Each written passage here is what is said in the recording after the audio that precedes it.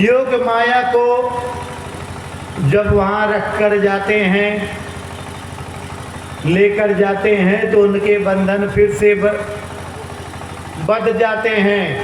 श्री सुखदेव जी कहते हैं परीक्षित से, परीक्षित जैसे लाए बहिरंतः पुरद्वारा सर्वा पूर्वा वदावृता ततो बालध्वनि श्रुत्वा गृहपाला समुत्थिता।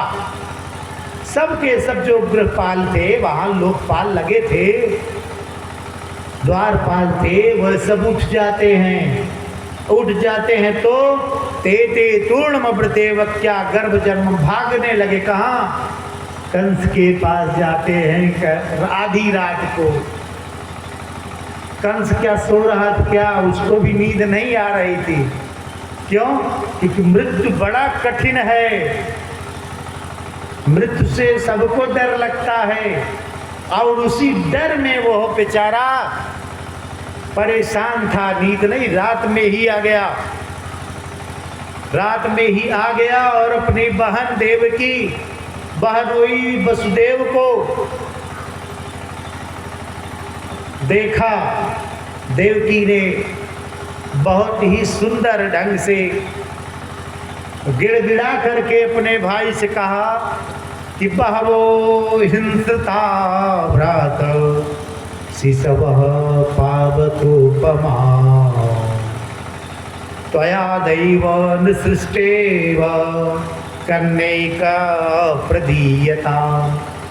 तुमने मेरे बहुत ही अग्नि के समान तेजस्वी पुत्रों का वध कर दिए हो भाई, लेकिन एक निवेदन कर रहे हूं कि ये तो पुत्री है। तुम्हारे मृत्यु का कारण तो पुत्र होना था और ये 8वां गर्भ तो मेरा तुम्हारे ये पुत्री के रूप में है। पुत्र एका प्रदीयताम, एका पुत्री मुझको इसको दे दो। नन्वहम ह्यवरदम दीना ह्यसुता प्रभो दातुम महर्ष मंद्याम्बा अंगेम्बा चरमाम प्रजाम। देवकी ने ये भी कहा इस कन्या का वध करोगे तो वैसे भी तुमको पाप लगेगा भाई। हे भ्राता, इस कन्या को मुझको दे दो। क्या दे दिया? क्या? जिनका पाप बढ़ जाता उनके अंदर विवेक नष्ट हो जाता। जब पाप नाश मनुज पर छाता है, पहले विवेक मर जाता है। जब विवेक नहीं रहेगा तो व्यक्ति के सोचने की, समझने की सारी क्षमता नष्ट हो जाती है। किम कर्तव्यम किम अकर्तव्यम, क्या करना चाहिए, क्या नहीं करना चाहिए, किसके प्रति कैसा व्यवहार करना चाहिए, इसका विवेक, इसकी सोचने की क्षमता नहीं रह जाती। कंस को लगा 8वां गर्भ तो गर्भ, क्योंकि आकाशवाणी ने कहा अष्टमो गर्भ। वहां भी पुत्र पुत्री का कोई विवेचन नहीं किया गया है, इसलिए जबरदस्ती हाथ से छीन करके लेके चला गया। सोचिए कितना कष्ट।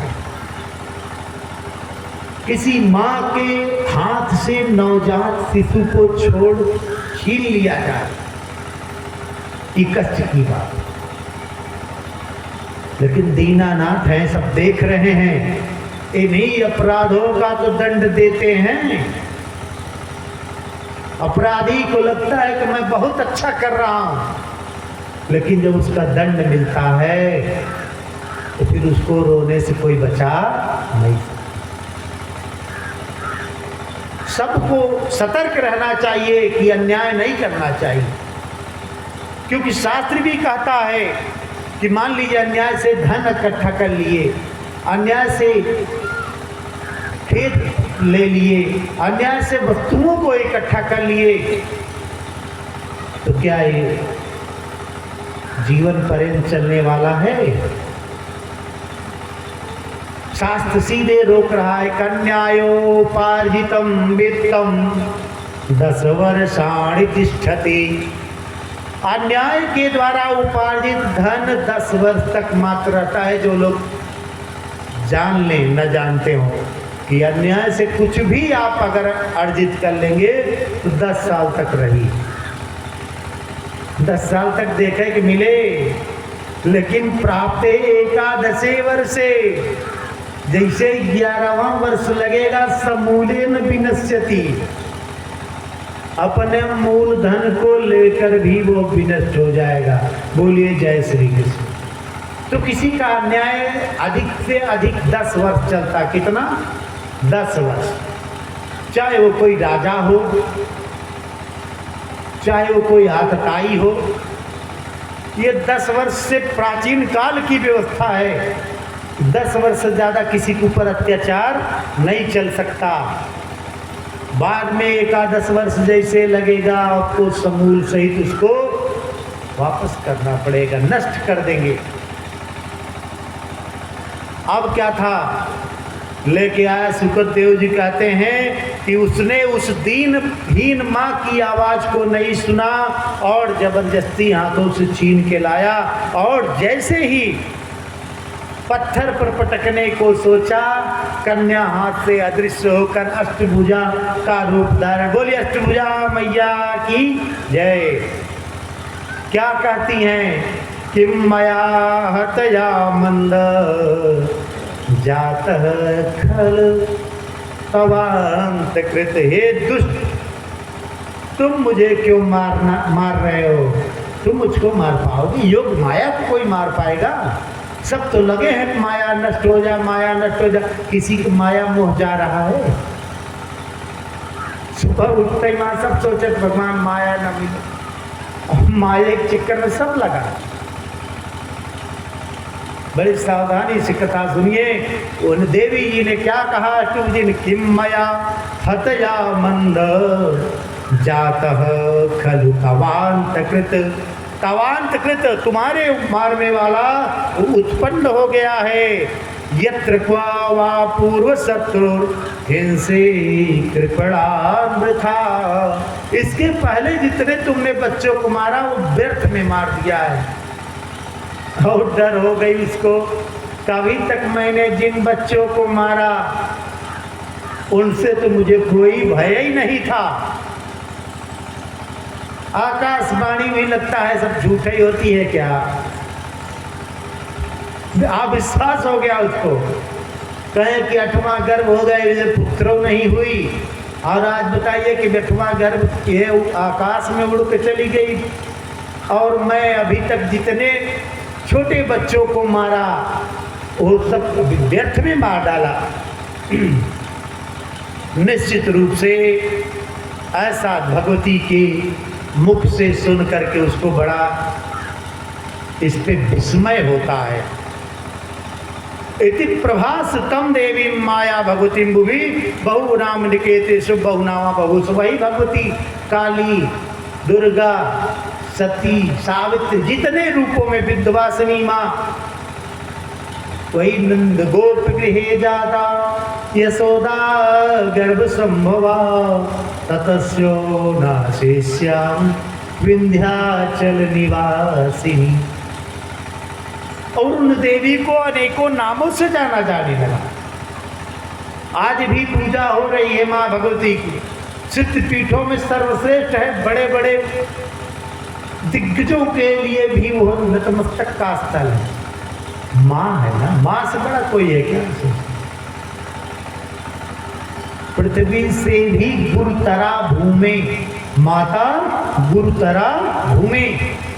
ये पृथ्वी संसार का भरण कर ले, लेकिन उससे विश्रेष्ठ कौन माना गया है? सब लोग बताइए। माँ को माना गया है।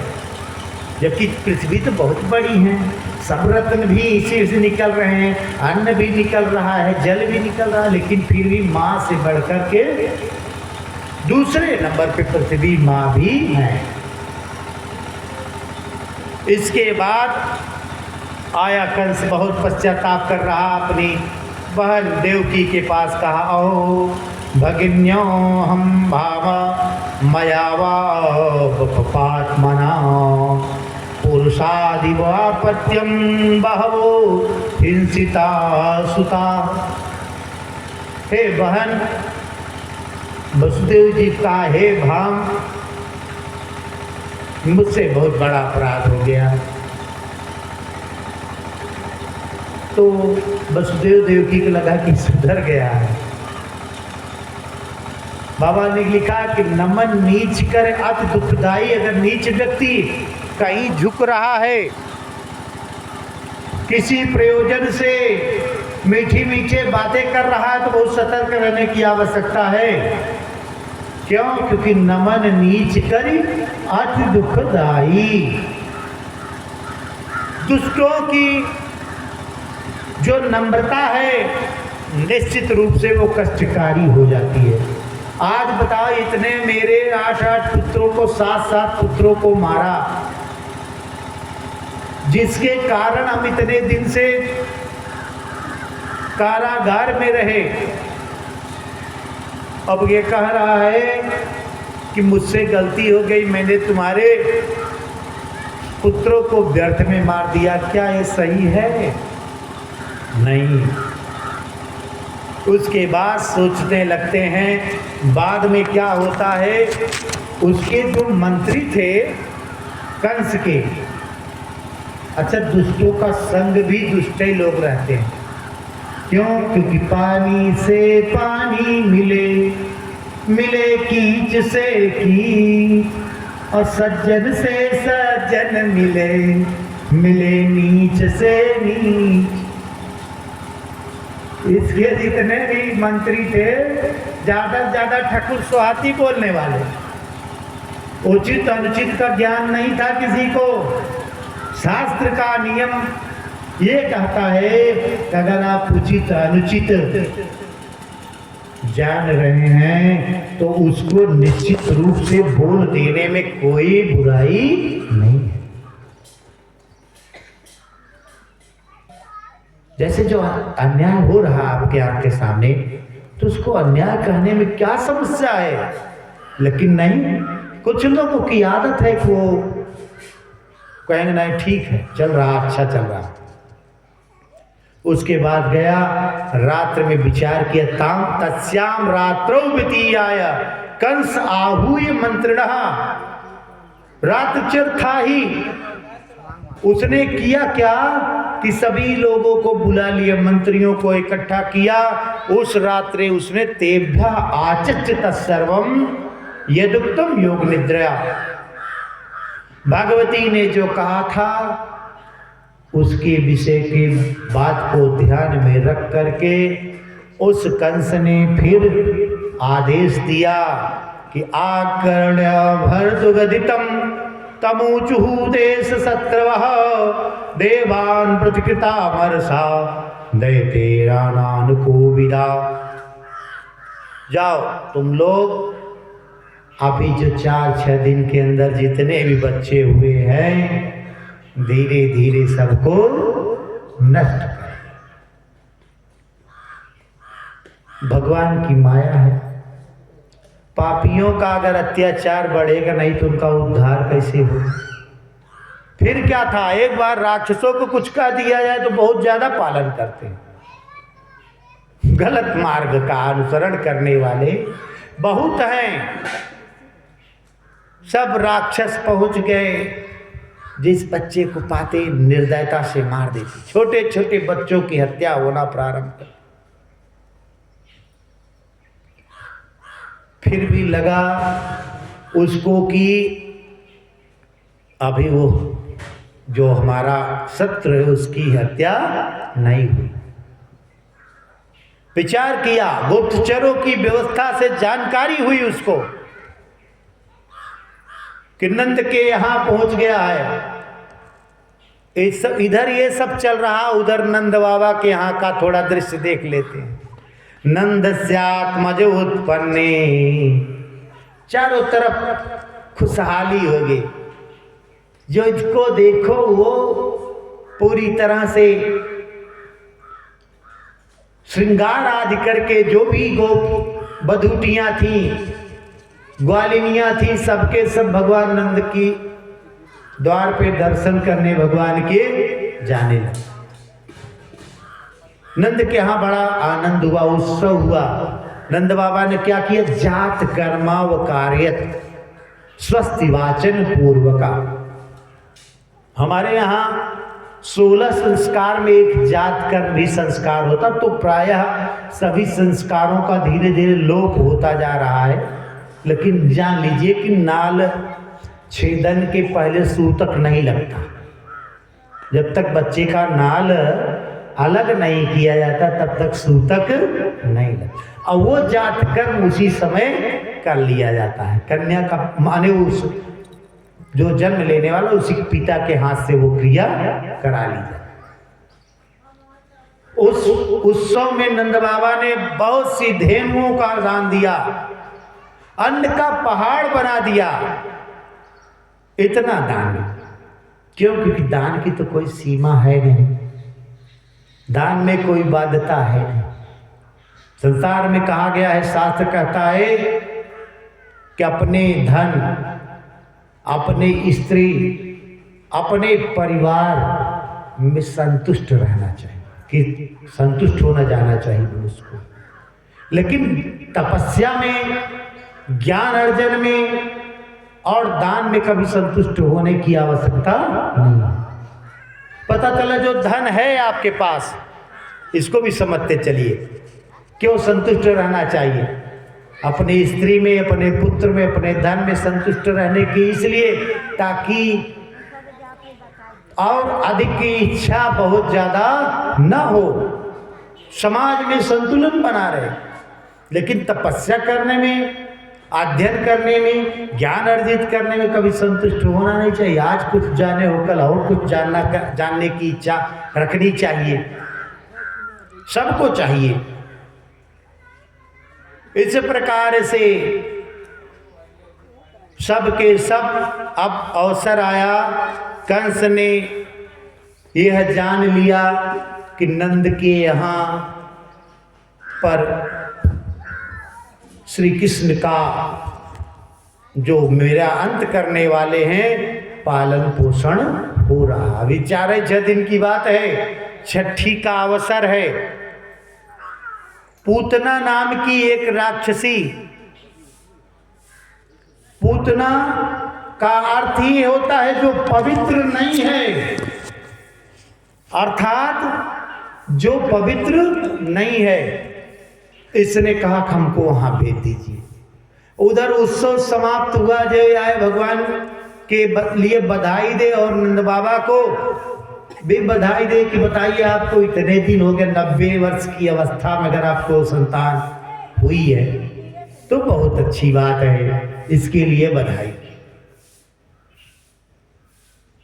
ये भगवान के जन्म की बधाई थी। इधर नंद बाबा प्रसन्न हुए, सोचे कि हम अब क्यों न कंस को कर दे आए।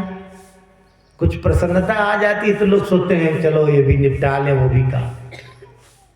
बाबा नंद को लगा कि अब चलिए सब लोग मथुरा भी घूम आए, और वसुदेव से बहुत दिन हो गया है मिल आए।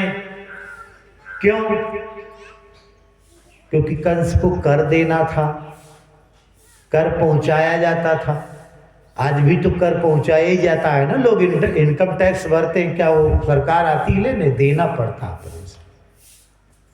अपने से लोग देते हैं। नंद बाबा चले, बैलगाड़ियों में दूध, दही, मट्ठा, घी जितना था सब लदवाए, उपहार राजा को देने जा रहे थे। वहां गए, बहुत ही सुंदर ढंग से कर को दे करके वसुदेव जी मिले। वसुदेव जी को मिल करके बहुत दुखी हुए। कौन? नंद बाबा। क्यों दुखी हुए? क्योंकि उनके छोटे छोटे पुत्रों का वध कंस ने कर दिया। एक पुत्री हुई थी, उसको भी वो मारना चाहा लेकिन मार नहीं। शास्त्र कहता है अगर आप अच्छे मित्र हैं, मित्र की परिभाषा मैंने वैसे भी पहले बताया, लेकिन एक बात और जान लीजिए कि मित्र वही है जो मित्र के दुख में दुखी हो जाए और सुख में सुखी हो अथवा ना हो, लेकिन दुख में दुखी हो। बाबा तुलसी ने लिखा कि जे न मित्र दुख हो ही दुखारी, जैन मित्र दुख हो ही दुखारी। अति नहीं बिलोकत पातक भारी, तिनहि बिलोकत पातक भारी। जो मित्र अपने मित्र के दुख को देख करके दुखी ना होगा, सुख में सुखी हो इसके लिए कोई अनिवार्यता नहीं है, लेकिन दुख में देख करके दुखी हो जाना चाहिए। ऐसा ही किया गया। उसके बाद नंद बाबा मिलते हैं। वसुदेव ने कहा भैया देखो अभी अब यहाँ ज़्यादा समय बिताने की आवश्यकता नहीं है। कहें क्यों? कहें गोकुल में संकट आने वाला है। अब वसुदेव जी को भला कैसे पता था? ज्योतिषी थे, ज्योतिष का अध्ययन किया था। कहें तुम्हारे उस गोकुल में बहुत भयंकर संकट आने वाला है और भगवान का नाम लेते हुए चले जाओ। मथुरा से वसुदेव जी नंद बाबा वहां वसुदेव की बात मान करके निकलते हैं और रास्ते में हैं। इधर भगवान श्री कृष्ण की छठी की तैयारी चल रही थी। किसकी? छठी। आज भी छठी के दिन तक बच्चे को बचाया जाता है बहुत, कहीं पूतना आज का रोग ना लग जाए। पूतना वहां से चली तो पूरी तरह से दम सुंदरी का वेश बना लिया। इसमें लिखा गया है कि वो जैसे श्री माने लक्ष्मी के समान स्वरूप को धारण करके आ जाती है। और समस्त ग्वालिनियां जा रही थी। कैसे? गोप्या समिष्टमण कुंडल नेस्क कंठ चिंत्रांबरा पति शिखा चित माल्य वर्षा। कह रहे गोपियों के जाने से जो बालों में उन्होंने फूल लगाया था यहाँ जूड़ा में, उसके फूल गिरने से मानो पूरे रास्ते में फूल बिछ गया था। भाई जहां ज्यादा लोग जाएंगे और परंपरा रही कि अब कुछ तेजी में जा रहे हैं तो ज्यादा ही गिर रहा होगा, धीरे धीरे जाते तो हो सकता है 2-4 गिरता, लेकिन सबको लगी थी जल्दी हम चलें, जल्दी हमको भी पहचान जाए यशोदा मैया। सुख में तो लोगों को पहुंचना ही चाहिए। गोप्य परस्पर हृत्वा दध क्षीर घृतांब भी, पूरी तरह से भगवान के कृष्ण के उस उत्सव में दही दूध घी का ऐसा सैलाब वहां हो गया कि दध कांधो माने पूरा आंगन कीचड़ जैसा हो गया। दही दूध, भारत तभी दूध की गंगा बहती थी ना, आज भी बह रही, ऐसी बात नहीं। दूध सब लोग अगर रख लें पशु तो क्या आज दूध की गंगा नहीं बहे?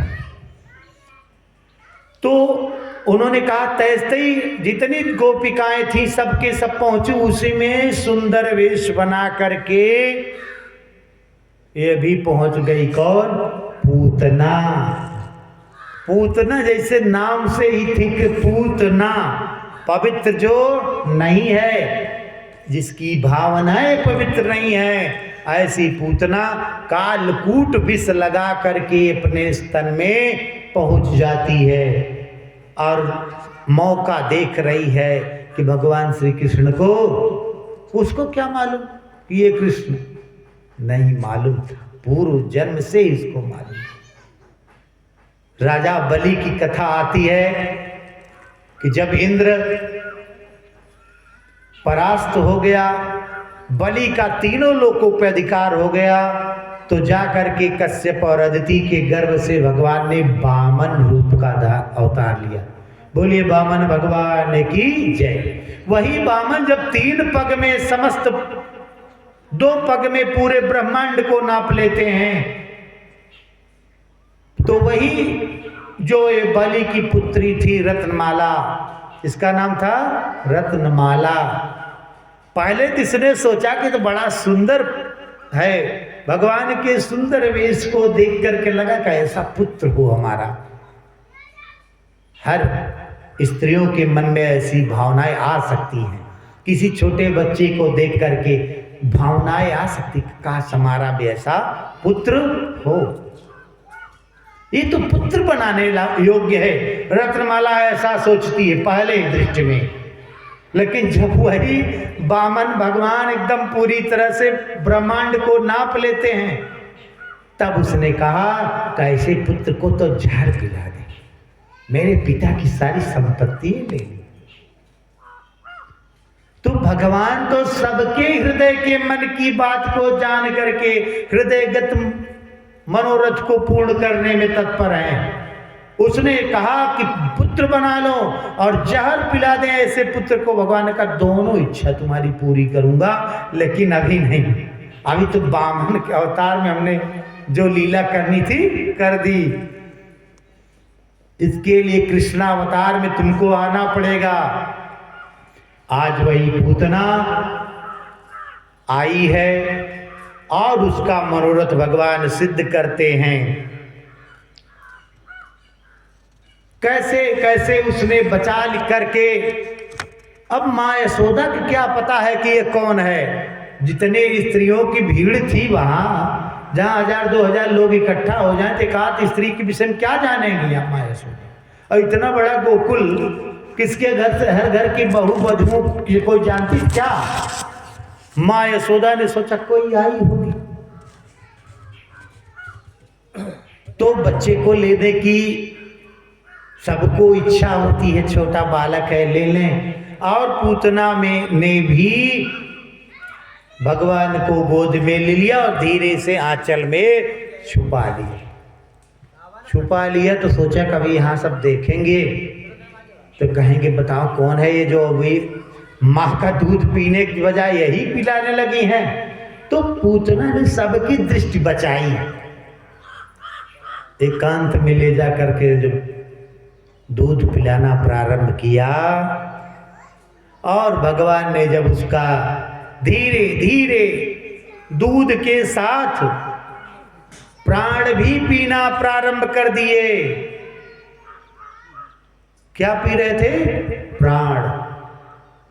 चिल्लाने लगी सा मुंच मुंचालमिति प्रभासिणी निष्पीड्यमाना अखिल जीव मर्मणि। पूरे उसके शरीर के अंग प्रत्यंग टूटने लगे। तो क्या कह रही? सा मुंच मुंच माल इति प्रभासिणी। छोड़ दो मुझे, छोड़ दो।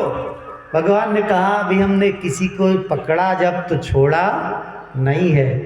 हमको पकड़ के लोग छोड़ देते हैं, कोई पकड़ता है कोई छोड़ देता है, ऐसा है ना। 5 सोमवार रह भाई, भगवान हमारे रजिस्ट्री हो जाते। 5 सोमवार ना रजिस्ट्री, 6वां सोमवार न रही भैया। कहे बताओ भगवान हमारे काम ही नहीं करते हैं, व्रत रह क्या कर।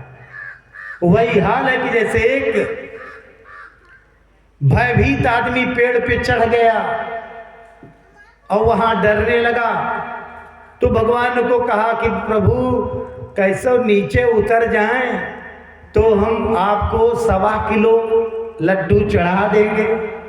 भगवान ने कुछ शक्ति दी, क्योंकि भगवान ही है, वही परमात्मा आत्मबल देते हैं। नहीं तो बहुत लोग डर के फांसी लगा लेते, मर जाते हैं। जो आत्मबल देने वाला कौन है? वही परमात्मा। कुछ नीचे आया, कहा अब तो थोड़ा आ गए हैं तब घटा दे। कहा कब तो 1.25 किलो चढ़ाएंगे, भगवान रच गया और नीचे हो जाए। आ गया, नीचे आया तो आधा किलो पे आ गया, क्या पता आधा किलो चढ़ाएंगे, बहुत महंगाई है। और जैसे ही नीचे पांव तक पहुंचा और उतर गया तो कहा अब न चढ़ेंगे न चढ़ाएंगे। बोले जय श्री कृष्ण। अब हम पेड़वे पे नहीं चढ़ेंगे महाराज, तो क्या करें, लड्डू पेड़ा चढ़ावे पड़े। तो मनुष्य ऐसे हो गए। ये केवल ऐसी बात नहीं है, ऐसे ही हो रहा है समाज। अभी धान की खेती होगी आगे, इस बार मान लीजिए गेहूं एक फसल में कितने लोग कोस रहे हैं भगवान के, वर्षा ना आए, दउआ वर्षा ना आए। हाँ, एक लोटा जल तो चढ़ाए न पावा था, 12 बजे वैसे बिना नहाए खा लेता है।